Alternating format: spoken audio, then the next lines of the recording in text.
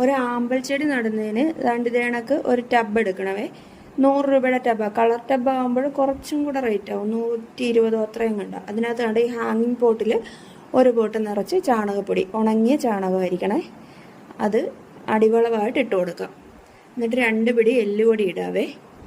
2 പിടി എല്ലുപൊടി എടുക്കുന്നത് കേട്ടോ.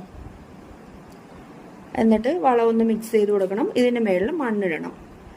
വളം അടുക്കി കിടക്കണേ, മുകളിൽ മണ്ണിട്ട് കൊടുക്കണം. മണ്ണ് ടബിൻ്റെ ഒരു പകുതിക്ക് മുകളിൽ വരെ ഇടാം മണ്ണ് കേട്ടോ.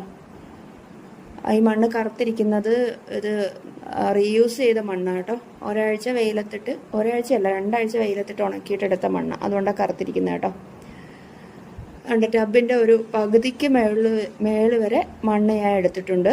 എന്നിട്ട് ചെറുതായിട്ടൊന്ന് നനച്ചു കൊടുക്കാം.